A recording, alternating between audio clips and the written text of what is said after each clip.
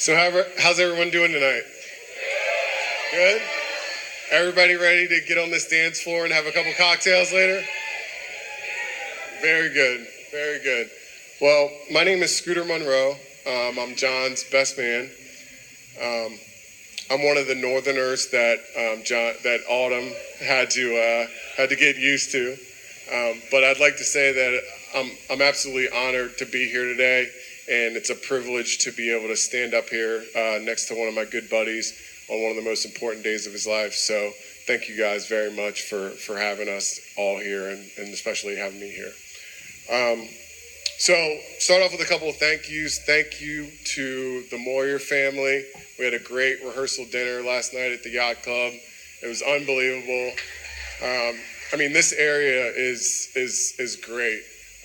Water, golf, everything you need. So thank you guys very much for having us. And then thanks to the Provenzanos for being nice enough to invite all of us to your home last night. And obviously for this wonderful event. Good food, good drink, good people. Always a good time. So thank you very much.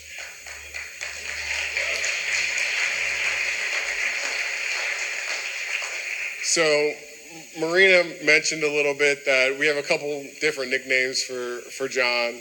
So he's known as Johnny Mo. He's known as J-Mo for short, or simply John.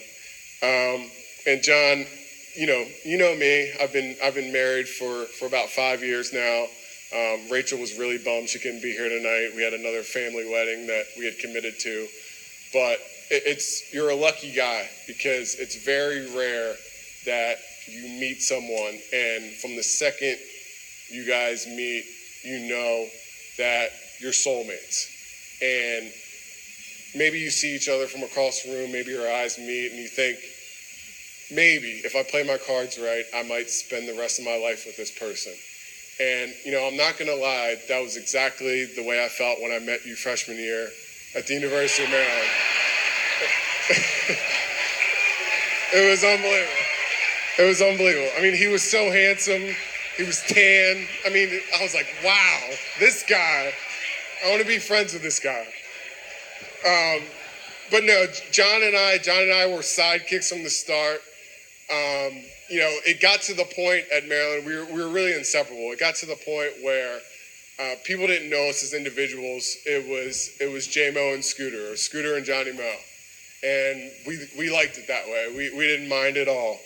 So when John asked me to be his best man, it got me to thinking. I'm thinking, why do you really become friends with someone? Sure, you like hanging out, and sure you like, drinking a lot of beers together and all that stuff. But at the core, what is it that makes you want to be friends with someone? And it boiled down to two things. It was vanity and envy. Now, that's a really glass half empty way to think about it, right? So, and we're more glass half full type of people, right? So a better way to put that is, I think you see a little bit of yourself in that other person, and you also admire that person to a certain extent. And that's definitely the case on why I became friends with Johnny Mo. So a couple things on some of our similarities and why we became friends. We were natural friends from the start. We were both student athletes at the University of Maryland. We had the same work ethic. We had to work on our craft, practice, all those things that make you better. So I was a football player at the University of Maryland, and John was on the golf team. So our summers were very similar. I spent my summers at 2-a-day practices, 98-degree heat, getting yelled at by coaches. And John went from country club to country club, working on his golf game and sipping Arnold Palmers after his round. So it was very similar. We also, one of the things that drew John and I together was we always seemed to be wearing the same outfit whenever we went out in college. It was very weird. It was typically, some sort of seersucker shorts and a bright colored polo shirt and what we used to call a fun belt. And that it was the same way in college. It's the same way now. It'll probably be the same way when we're 60 years old. And that's something that I truly look forward to. Also, we ran in the same social circles. So John was in a fraternity called Phi Delta. I had a bunch of buddies in Phi Delta. Spent a lot of time down there. We seemed to get invited to a lot of the same sorority functions. And we also spent a lot of time at this little bar called R.J. Bentley's, which we spent. So a quick story, and this isn't even on the script, but R.J. Bentley's used to be a gas station back in the day, and they converted it into a bar. And whenever we ran our credit card, it showed up as the filling station. So whenever my credit card bill would show up to my mom's house, she said, "What are you buying at this gas station all the time?" She's like, "Why are there $300 charges to a gas station at 2 a.m? No, we had a lot of fun. There's a few Terps here who spent plenty of time down at RJ's. One of the things my father taught me growing up was to hang with guys and hang with people that made you better. Not people that brought you down, people who were going places. And Johnny Moe fits that bill 100%. If you look up the definition of a good guy in the dictionary, you're probably going to see J Moe's picture right there next to it. He's a great friend, great partner in crime, great beer pong partner. He's got what I call the clutch gene, right? If it's the last cup, he's always going to hit it, right? That's Johnny Moe. He's a committed guy. When he says he's going to do something, he does it. Doesn't matter, what the circumstances is. If he made a commitment, he's all in. And he's the type of guy. I have a 1-year-old little daughter, and I'm watching Autumn and her father dance, and I'm thinking ahead, however many years from now, 20 years from now, and he's the type of guy that any father would be proud to call his son, and any father would be proud for his daughter to marry. So, Mr. Provenzano, rest assured, Autumn is in great hands.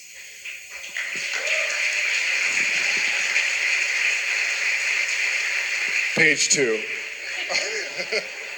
So John's also a pretty lucky guy. He's got a horseshoe somewhere, right? So for people who don't know, John and Autumn were roommates first. So John puts an ad on Craigslist, and Autumn Provenzano comes walking through the front door, right? So I think he should buy a lottery ticket while he's at it. No, but we love Autumn, and when I say we, it's Rachel and I. Autumn came to Baltimore, and she just jumped right into our scene. It was a lot different than what she was used to down here. But she, we embraced her with open arms. And, I'm lucky enough to be a part of a company that is, it's in the sports apparel business. It's called Under Armour. And there's a lot of things that kind of fly around our office, a lot of sayings. And one of them is humble and hungry. And what that's about, it's about, staying hungry, staying humble no matter what success comes to you, and, keeping a level head, and also staying hungry, right? Keep pursuing your craft, keep getting better. And I don't know if there's anyone else on the planet that embodies that more than Autumn. So when I think about her, she has a personality that it doesn't light up the room. It literally lights up the sky. I don't know anyone that brings so much joy to people's lives. Never heard a negative word out of her mouth. Perfect for John. She's a sports fan. She's a soccer player. She's from the ACC. She's from the South. All these things are perfect. She gets along with everyone and comes from, obviously, a wonderful family. So if I interviewed 1,000 girls, I don't think I could have picked a better person for Johnny Moe. So, Autumn, thanks for being our friend.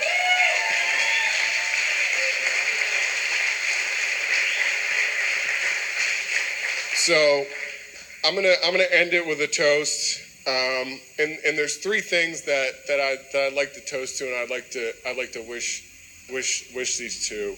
And it's in a really specific order. So first, we want to wish them love, right? Because without love, if we're ever taken from this earth and we never love anyone, yeah, you didn't do a good job down here, right? Right? If you never love anyone, so let's wish them love. Let's wish them health, because without your health, you don't have much else, right? Only thing you have is your loved ones around you to help support you and get you through that tough time. And then let's wish them wealth, which is an abundance that's defined as an abundance of valuable possessions. So that can mean whatever you want it to mean. It can mean money, it can mean friendships, it can mean number of times the Terps beat UNC. It can mean, there's a million things it can mean, right? But at the end of the day, those are the three things that matter. So raise your glasses to this happy couple and let's wish them love, health, and wealth.